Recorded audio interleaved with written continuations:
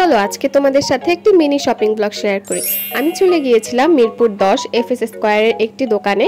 এই শপটির নাম হচ্ছে অনলাইন ড্রেস আপ। এখানে কিন্তু খুঁটিনাটি সহ অনেক ধরনের জিনিস পাওয়া যায়।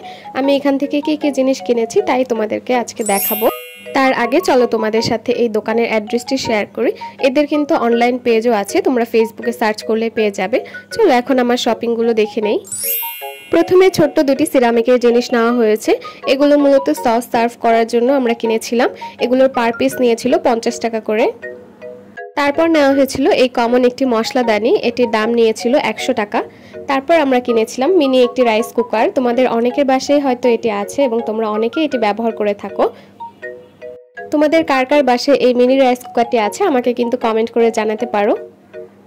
এই মিনি রাইস কুকারের প্রাইস পড়েছিল 950 টাকা।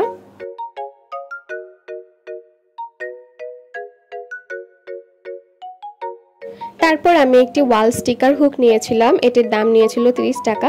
তারপর এই জিনিসটি কেনা হয়েছিল। প্রথমে আমি বুঝতে পারিনি এই জিনিসটি কি, তারপর দোকানদারকে জিজ্ঞেস করার পর তারা বলল এটি একটি মাজনি হোল্ডার। এটির সাথে স্টিকার দেওয়া আছে।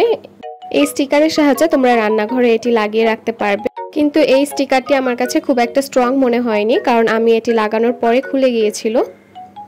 তারপর আমি তোমাদের সাথে একটি কিউট মগ শেয়ার করছি। এই মগটি দেখে আমার খুবই পছন্দ হয়েছিল, তারপর আমি এটি কিনেছিলাম। তোমাদের কাছে এই মগটি কেমন লাগছে আমাকে কিন্তু কমেন্ট করে জানাতে পারো।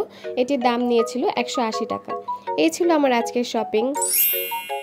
Thank you for watching my video.